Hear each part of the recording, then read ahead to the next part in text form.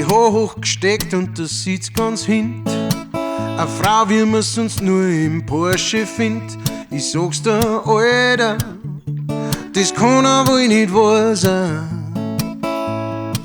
Und sie fährt nochmal vorbei in ihrem orangen Opel Corsa.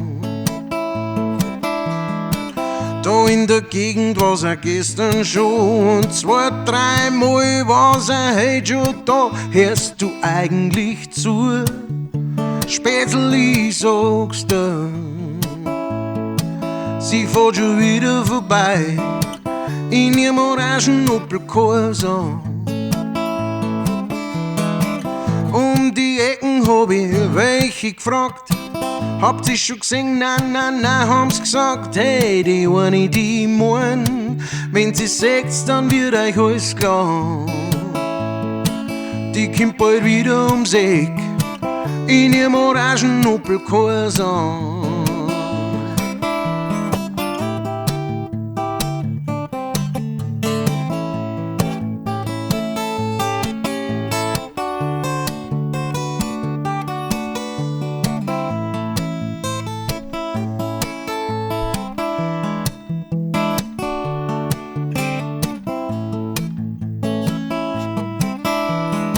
Scheißegal, was die anderen sagen, sie braucht kaum tanken mit dem kleinen Wagen.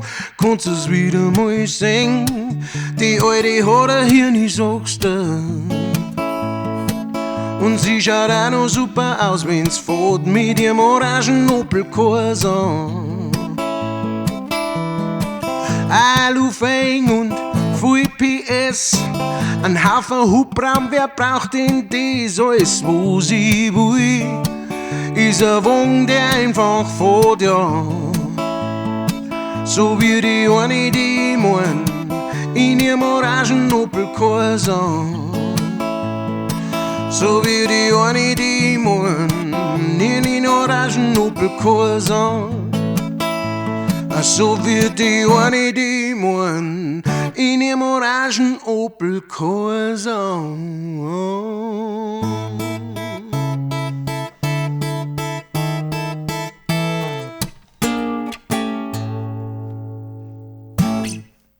Servus, grüß euch, das war der orange Opel Corsa.